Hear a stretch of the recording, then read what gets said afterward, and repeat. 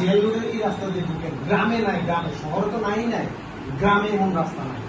মানে মনে হইতেছে গর্ত হয়ে গেছে বা কুয়া হয়ে গেছে। বেহাল অবস্থা, না জেলখানার ঠিক পাশে যে রোডটা, আর আমাদের পেছনের রোডটা জেলখানা, পুরোনো জেলখানার পেছনের বেহাল অবস্থা, পশ্চিমেরটা আরো বেশি বেহাল।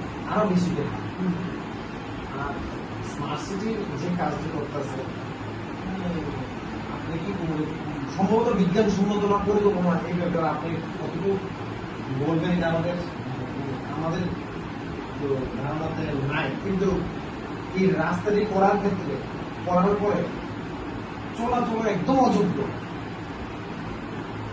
ড্রেন দিয়ে আসলে এত বড়, এখন ড্রেন দিয়ে গেছে। আপনারা দেখতে পাচ্ছেন যে জনগণের সমস্যার সমাধানে যতটা উদ্বিগ হওয়ার কথা সরকারের, তা না করে সরকার এই সময়ে দেখছি প্রধানমন্ত্রী আশাকে বেশি গুরুত্ব দিচ্ছে।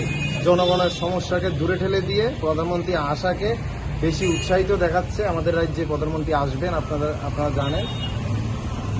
আজকে আমরা কলেজ স্থিত পিডব্লিউডির আধিকারিকের নিকট ডেপুটেশন দিয়েছি।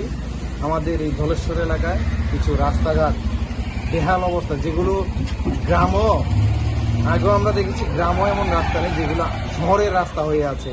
পুরো আপনাদের সংবাদ মাধ্যমের ফুটেজে আমরা দেখেছি, এবং আমরা যে এলাকায় বসবাস করি ওই এলাকায় বেশ কিছু রাস্তা, আমরা দীর্ঘদিন ধরে সংশ্লিষ্ট দপ্তরে গেছি। আজকে পিডব্লিউডির আধিকারিকের কাছে আমরা মিলিত হয়েছি।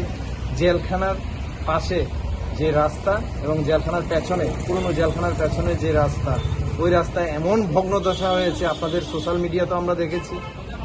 মানে চলাচলের অযোগ্যে দীর্ঘদিন ধরে, মানে স্মার্ট সিটির অবৈজ্ঞানিক পরিকল্পনার ফলে, স্মার্ট সিটির যে বিজ্ঞানসম্মতভাবে স্মার্ট সিটি যদি কাজটা করতো, তাহলে আমাদের এই রাস্তাগুলো এত ক্ষয়ক্ষতি হতো না। আমরা জনগণের সমস্যা নিয়ে আজকে এখানে মিলিত হয়েছি।